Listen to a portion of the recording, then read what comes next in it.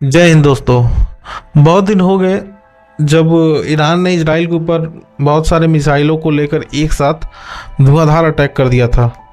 उसके बाद से इजराइल ने कोई अभी तक खासा जवाब ईरान को नहीं दिया है, जिसके ऊपर बहुत लोग बात कर रहे थे कि ईरान को अभी तक इजराइल ने जवाब क्यों नहीं दिया। सभी लोग इस चीज़ को लेके बातें किए जा रहे थे, लेकिन अमेरिका एक ऐसा देश है जो जानता है कि इजराइल का आगे का प्लान क्या है और इजराइल चुप बैठने वाला नहीं है। वो हमला आज नहीं तो कल तो ज़रूर करेगा और अमेरिका इस चीज़ को लेके चिंतित है, क्योंकि इजराइल जो है एक लिस्ट बनाया है जिसमें वो ईरान के तमाम ठिकानों को मेंशन किया है कि कहाँ कहाँ पर आने वाले समय में वो अटैक कर सकता है, ईरान के उन सारे जितने भी ठिकाने हैं उन पे। लेकिन अभी रिसेंटली एक खबर आई है कि ईरान के ऊपर एक बहुत बड़ा साइबर अटैक हुआ है। अचानक से ईरान का जो न्यूक्लियर प्रोग्राम है उससे संबंधित सारे सिस्टम, सारे डिवाइसेस एक साथ बंद हो गए।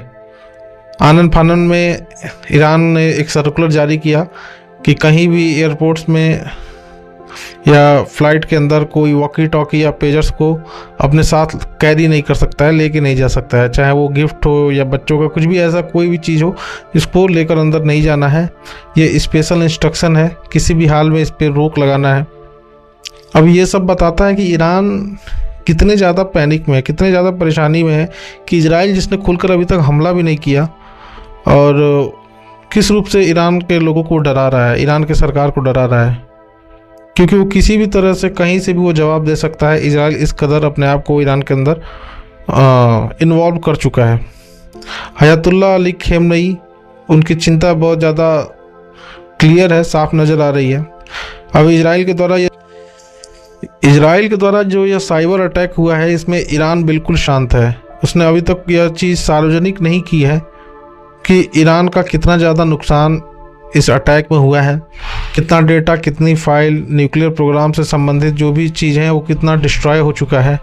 यह सब अटैक करने के बाद हर बार की तरह जो इजराइल है शांत रहता है, इस बार भी वो शांत है। उसने कोई प्रतिक्रिया अपनी तरफ से नहीं दिया। दोस्तों, बहुत टाइम पहले की बात है, यूएसए की एनएसए और सीआईए, जिसने इजराइल के मोसाद के साथ आपस मिलकर एक स्टक्सनेट नाम का एक कंप्यूटर वॉर्म बनाया था, जिसको एक्टिवेट करने की ज़रूरत भी नहीं पड़ती थी और वो खुद ही एक्टिवेट हो जाता था। कंप्यूटर के अंदर फाइल को वो डिलीट करना शुरू कर देता था, हार्डवेयर को बर्बाद करना शुरू कर देता था, सारे डेटा जो थे उनको करप्ट करना शुरू कर देता था। इजराइल और यूएस ने उस टाइम पूरी दुनिया को ये दिखाया, जिससे पूरी दुनिया हैरान हो गई कि डिजिटल वेपन कैसा हो सकता है, उसका इस्तेमाल कैसे किया जा सकता है। स्टक्सनेट दुनिया का पहला डिजिटल वेपन था जिसने 2010 में इसी तरह से इजराइल के एक स्पाई के द्वारा ईरान के एक साइंटिस्ट के पेन ड्राइव में वॉर्म को डाल दिया था, जिसके बाद से वह सिस्टम में जाकर खुद को एक्टिव करने के बाद मल्टीप्लाई होता गया और उसने ईरान के न्यूक्लियर सेंट्रीफ्यूजेस को पूरी तरह से बर्बाद कर दिया था।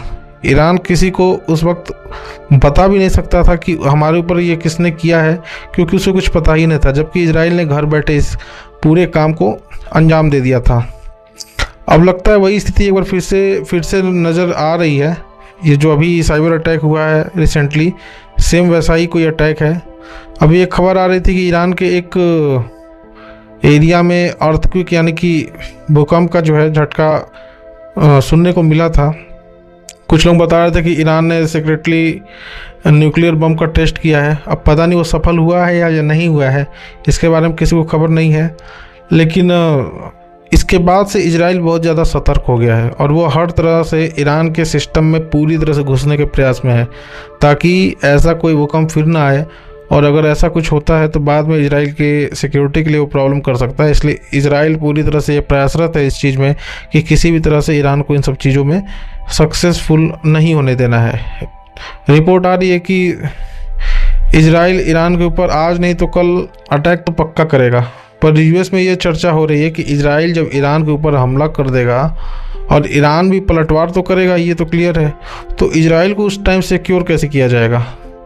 तब यूएस थर्ड डिफेंस सिस्टम जो कि इजराइल में डिप्लॉय कर सकता है उसके ऊपर बात कर रहा है।